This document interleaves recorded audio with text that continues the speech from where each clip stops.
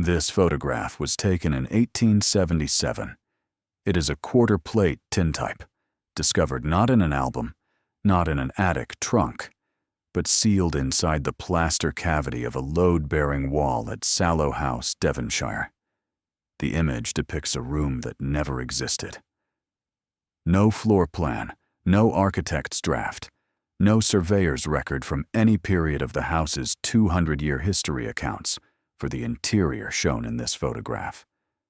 And yet, every detail, the moulding, the hearth proportions, the placement of the single window, is rendered with the mechanical precision that only a camera can produce. Someone stood in that room. Someone composed the shot. Someone sealed the plate inside a wall. This is the documented record of what was found and what it should not show. Look at the image before you. The tintype measures roughly 3.5 inches by 4 1/4.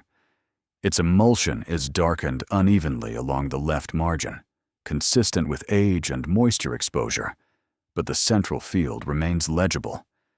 You are seeing a room, a domestic interior, likely mid-Victorian in period. There is a fireplace against the far wall, modest in proportion, with a plain stone surround.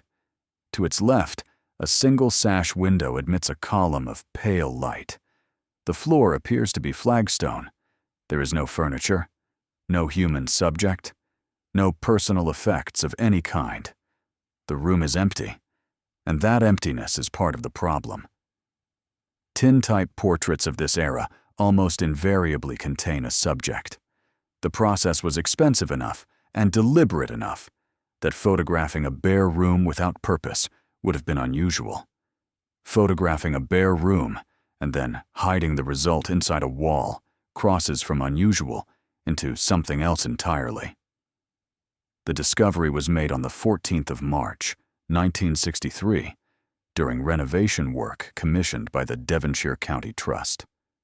A plasterer named Ronald Henning was removing lath and plaster sections from a corridor wall on the first floor when his chisel struck a small timber cavity, roughly 5 inches square, that had been deliberately cut into the structural frame. Inside the cavity, wrapped in a single sheet of oiled paper, was the tintype. Henning's foreman, David Parrish, filed a brief incident note with the trust, describing the find as, quote, a photographic plate of unknown provenance, sealed within the wall fabric, likely placed during original construction or early modification, end quote.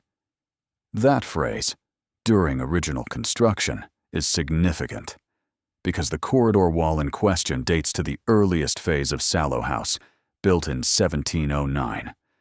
The tintype process was not invented until 1853, which means someone opened that wall, placed the photograph inside, and resealed it, carefully enough that the repair was indistinguishable from the original plaster until Henning's chisel found it by accident, nearly a century later.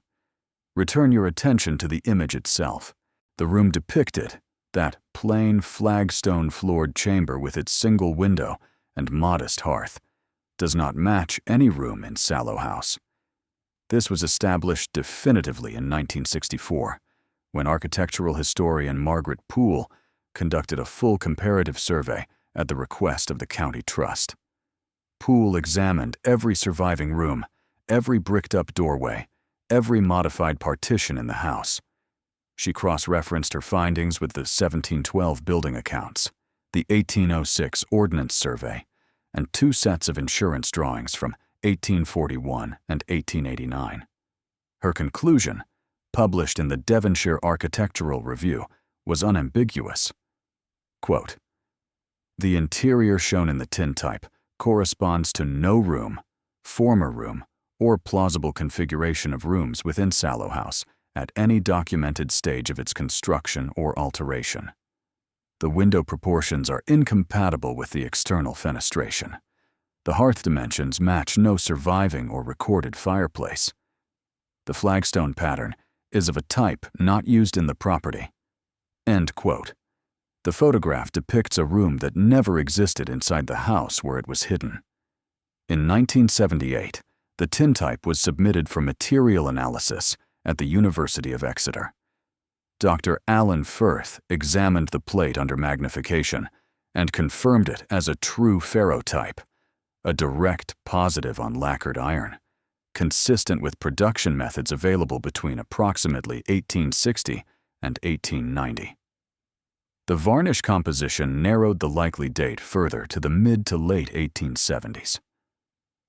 1877, the date now conventionally assigned, derives from a pencil inscription on the oiled paper wrapping, partially degraded but legible under ultraviolet light. It reads in a cramped hand, quote, Novo 1977, for the wall, end quote, for the wall. Whoever made this tintype intended it to be sealed away. Firth noted one additional detail in his report. Under magnification, the pale light falling through the window in the photograph casts a shadow on the flagstone floor. The shadow is angular, consistent with a mullioned frame, but the window visible in the image is a plain sash. It has no mullions. The shadow does not belong to the window that is shown. Look at the image once more.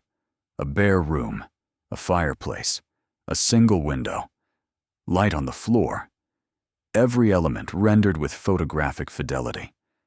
Every element verified as architecturally impossible within the house where the plate was concealed. A shadow cast by a window frame that does not match the window in the picture. And a pencil note confirming this was not accidental, not forgotten, not misplaced. It was made for the wall. The Devonshire County Trust archived the tintype in 1979. It remains in their holdings, catalogued as item DCT 196-3-047. No photographer has been identified. No owner of Sallow House in the 1870s is known to have possessed photographic equipment.